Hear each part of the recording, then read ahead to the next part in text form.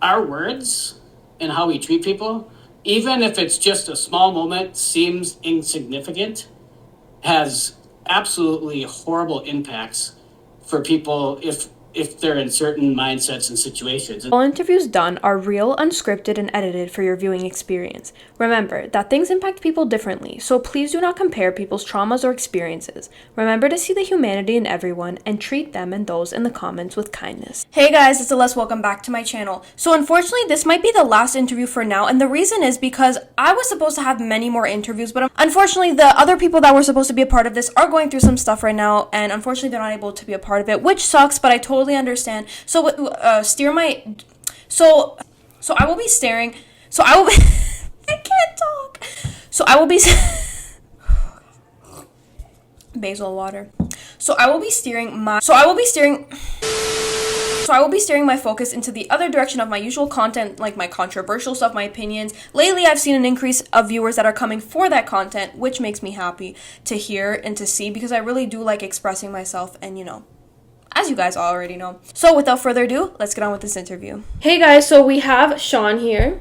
Hello, everybody. He will be sharing some of his experiences, so briefly cover what we will be talking about today. Sounds good. There's 3 things I want to talk about today, and the overall theme will be one of hope and getting over troubles in life. I want to talk about my upbringing and growing up in a rough childhood in a broken home.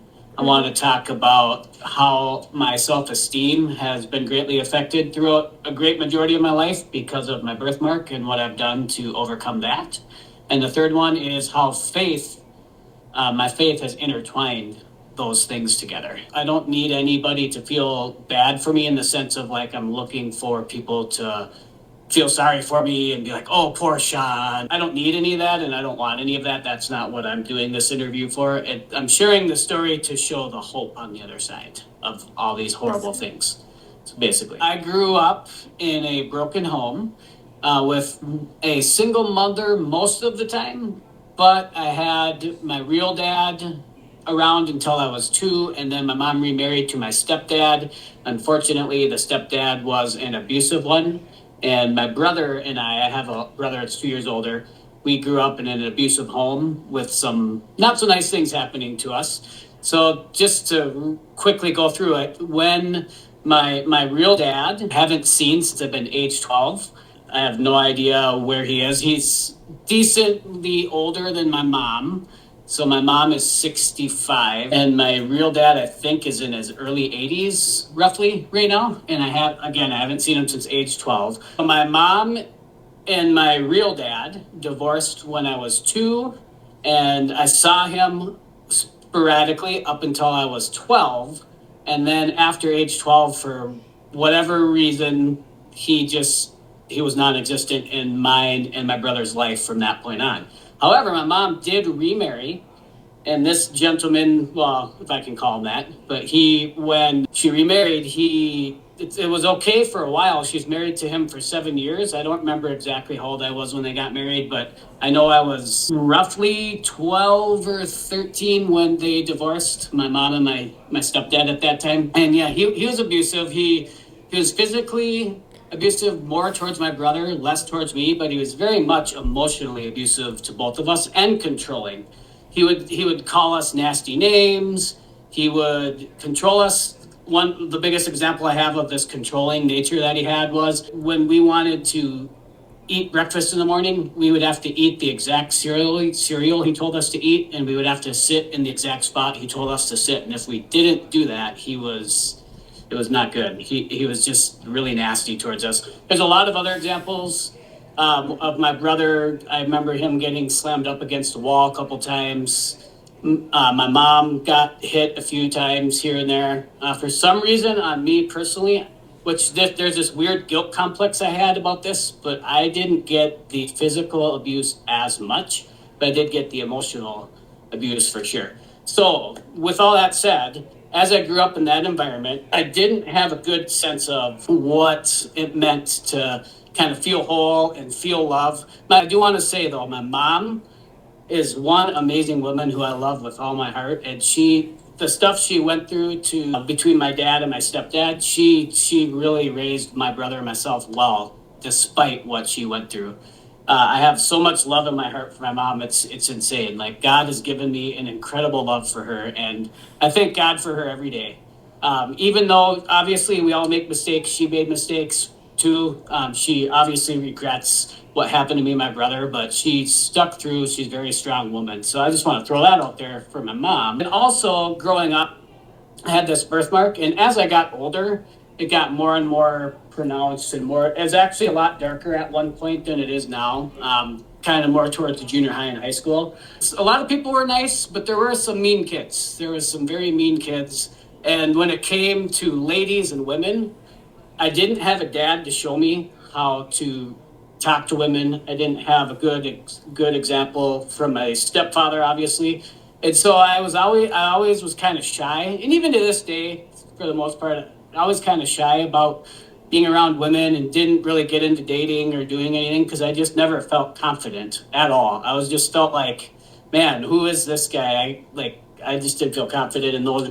And then even with friends, I didn't feel confident. So I developed something as I grew up. I developed something where I would lie, and all of a sudden I found that if I lied about things, I got attention, and in attention that I never got growing up elsewhere. So I actually developed a personality, and I've overcome this, but I developed the personality of becoming a pathological liar for a long time. Because I told the lies, I got this really great attention that I'd never got before, and it made me go, wow, even if I knew the lie was going to get caught later, I still told it because it gave me just a moment of what it felt like to have people like you, to have people accept you, understand, feeling like you were understood, even as weird as that sounds from lies. So there's a whole slew of things that happened in between all that, but I'll just kind of caveat that all with this is a friend of mine, his name was Justin, and Justin knew my story. He knew how I grew up. He knew the abuse. He knew everything.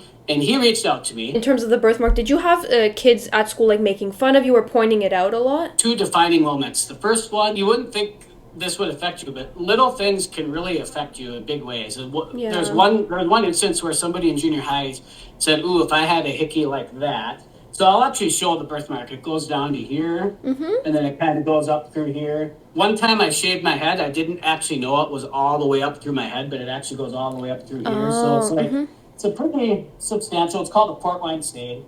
And I guarantee you other listeners will either know somebody or even have one themselves. And maybe not in the exact spot, but where they'll have it on their cheek, or maybe they'll have it on their arm, or some spot where very obvious, like mine. The kid said, if I had a hickey like that, my mom would kill me. And, kids are kids, right? Yeah. So that was the first one that really impacted me, because I was like, oh, is it really? I didn't really think about it, honestly, until that moment when he said that. It made me think, way self-conscious about it. Because my mom would always tell me, it's no big deal, don't worry about it, people don't care, which is actually true in the grand scheme of things.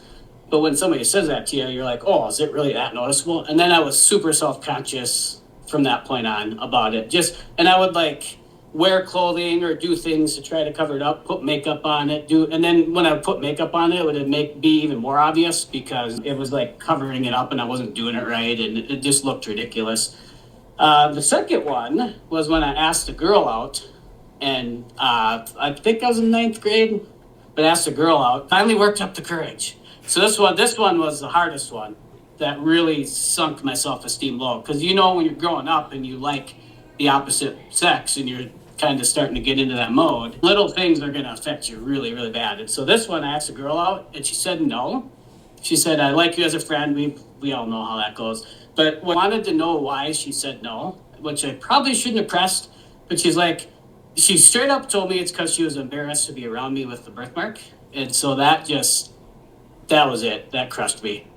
And so if you can imagine growing up the way I did, all that rejection already from my stepdad, from my real dad, the kid made fun of me. Not a lot of people really made fun of me, on a grand scheme. It was just those two things. And this is what I want to get at when I come to my friend Justin, is that our words and how we treat people, even if it's just a small moment, seems insignificant, has absolutely horrible impacts for people if they're in certain mindsets and situations. And so if you can just imagine, somebody told me looks like a hickey. Girl rejected me because she wasn't comfortable with it. Those are two small moments in time, but they were profound, lifelong, lasting impacts that unfortunately crushed me for way too long in my life. On the flip side, now we'll come into the faith part of it with my friend Justin. So my friend Justin,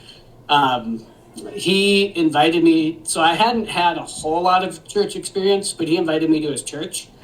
And I walked into his church with the youth group, and I remember for the very first time in my life, I was like, holy cow, who are all these people that are just loving me and accepting me? And it was like a bunch of kids around my age, youth, different things.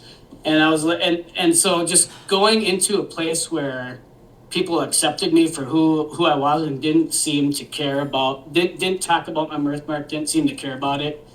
Even though I was self-conscious of it when I went in, that was a really cool experience just to have my friend Justin. And then he shared faith with me, and him and his dad, Tom, shared faith with me.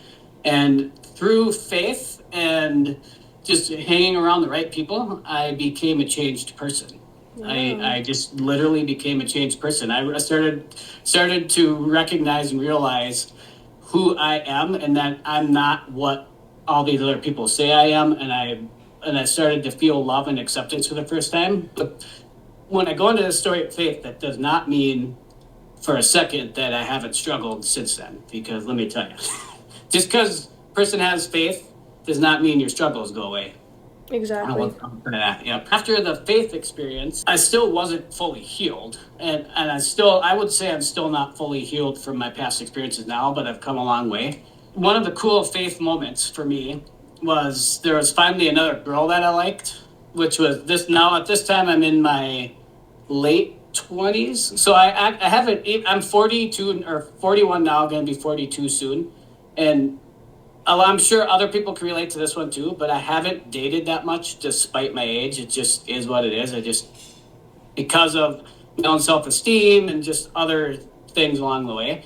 But there is a cool defining moment where I did ask out a girl late 20s and we dated for a couple years. And that was a huge overcoming moment for me where I was like, you know what? She said yes. And we talked about the birthmark and I was like, okay, the birthmark's not as big as an issue as I thought. And then also through just hanging out with the right people and people encouraging me and telling me things along the way. Up until COVID, I did still cover it up. So when I would go to work, I would put some makeup on it and kind of just paint some stuff on it. And I would get it to the point where most people wouldn't even notice I had it, but unless they really looked hard. But then when COVID hit, we had to wear those, what I call stupid masks. But I really hated wearing those things. But when it hit, it's like it didn't make sense to have makeup on my birthmark and then have this kind of hit like that. And so when COVID hit, it was actually a turning point for me where I realized I'm not gonna care about this the rest of my life anymore. So in the last 2 years, I decided I do not care. I actually embrace this, and I'm much more confident with it now than I've ever been in my whole life. And I think it took COVID, and in part, and definitely a big part, faith, because people were praying for me. I was praying for God to help me overcome it, to just embrace it. And between COVID and I believe praying to God and faith, I've totally embraced it. Now I'm just like, look, I mean, I would never do this interview before COVID. And now I'm just like, hey, check it out. Cool. And this is a very unique trait that not many people have. Yeah. And then I kind of want to end with all this is anybody watching this that's out there right now. I don't care who you are, male, female, or it doesn't matter. Every single person has something about themselves they don't like. Physically, and probably even more than physically, maybe with like the way you think and thoughts and negative thoughts. And I guarantee if you are somebody who doesn't have those kinds of struggles, even on a small degree, I think you're lying. Yeah, you're in denial. People can look at me and be like, well, why would he ever struggle with that? Or it's actually weird for me to say, but I'm finally accepting that I think I'm a pretty decent looking person overall. But with this birthmark, I've always thought I was ugly. I really have. I've always thought I'm just this ugly individual with this dang scar that like nobody's ever gonna really want to be my friend or accept me. And even like when I had those friends, like my friend Justin and those other friends from that youth group, I didn't really fully embrace or accept it. And finally, at this later age in my life, I'm finally at a point where I'm accepting it. And the reason why I'm doing that is because there's so many other people that have other things about themselves where I look at them and I'm like, are you kidding me? That you think that you think that's a problem, or like you really think that people care about that, or Yeah. Basically, what I'm trying to say is that like, birthmarks are medical conditions. We might notice them, but to other people, they don't really see them like we do. For example, like the scar you have, I wouldn't have like made it a whole big deal like those kids did, you know? And maybe now it's different because we grew up in different times, but definitely we, like you said, like we all have things we don't like, but we need to just accept each other, and we're more critical of ourselves than other people are of us. That's 100% right. And one last thing I'll throw in there is I'm very short for a male. I'm 5'3.5", or 5'4" maybe. When you add that in, being short as a male in our society, it just completely like, believe me, my self-esteem was wrecked. I don't think I was ever brave enough to actually go through with suicide, but let me tell you, there's times where I wish I wasn't here because I was like, I'm short, I'm ugly, nobody likes me, all these different things. And then I actually got myself in so much trouble that with the pathological lying over time, that I ended up becoming isolated because people wouldn't believe me anymore, which makes sense. When you tell lies to people all the time about random things, over time, people just, they don't trust you, and I don't think they should. And so through faith, through talking to people, through helping, like talking to my pastor, talking to other friends, talking to other people, I've overcome the pathological lying, and I've overcome this self-esteem issue. Now, when we say overcome, or when I say overcome, that doesn't mean it's never, ever, ever again going to be a struggle. What it means is it's not defining who I am anymore.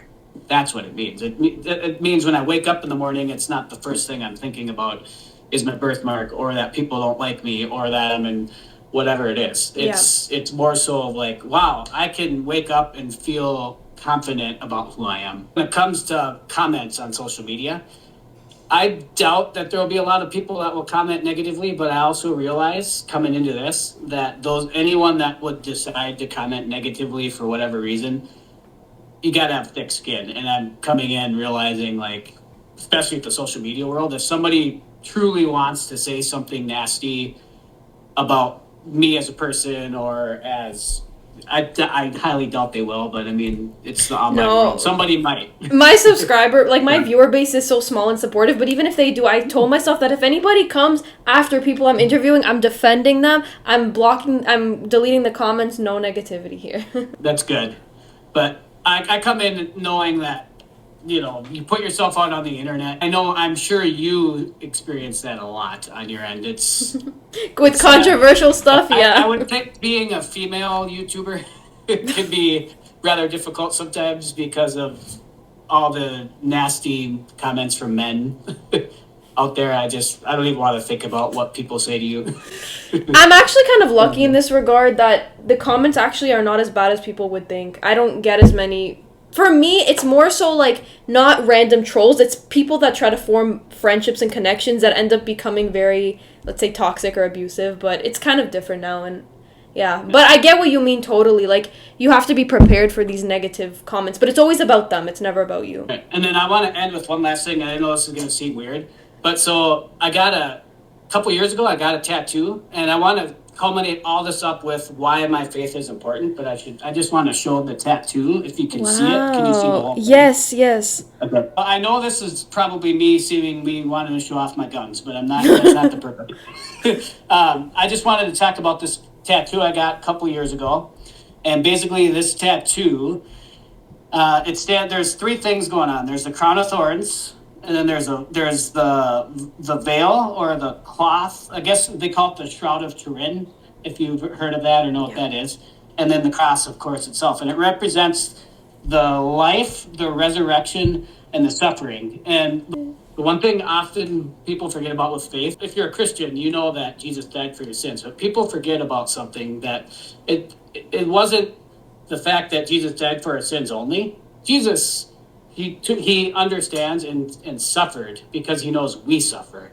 And when I grew up in that horrible environment with the abuse and being neglected by my father. By the way, with my father, I've prayed and I've asked God, and he may or may not answer in his timing, that one day I could talk to my real dad again and actually look him in the eyes and tell him I forgive him, because I truly forgive my real father.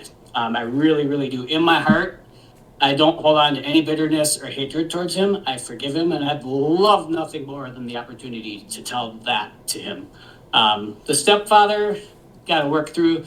I think the forgiveness is there, but I have no desire to talk to him. Which is But the totally forgiveness, I've worked through. So death, resurrection, or suffering, resurrection, and then the life being raised again.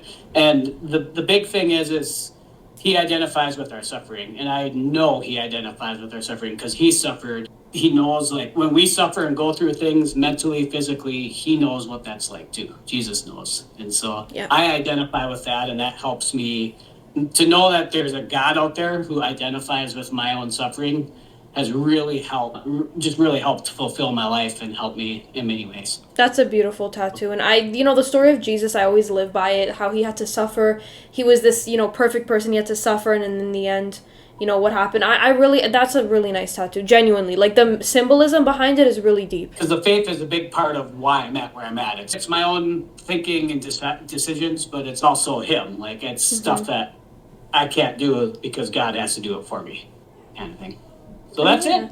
That's perfect. Yeah. So I'm glad you were able to overcome this. I hope people are inspired by this story and the messaging behind it. And there's many lessons that can be learned. And I really do thank you for sharing this story. Thank you for having me on. You're the only YouTuber that I've ever seen that has actually let somebody share their story. And my main thing is I want people to be inspired, and I want people to feel like they have hope and that they don't have to live with their demons. I want people to walk away from this knowing that there's hope. And remember to treat others with respect, no matter what they look like, no matter who they are. And yeah, that's amazing. It really is. And honestly, we're glad that you're here and you overcome this, and we'll continue to do so. So thank you guys so much for watching. Don't forget to like, comment, and subscribe, and I will see you guys in my next video. Bye. Thank you.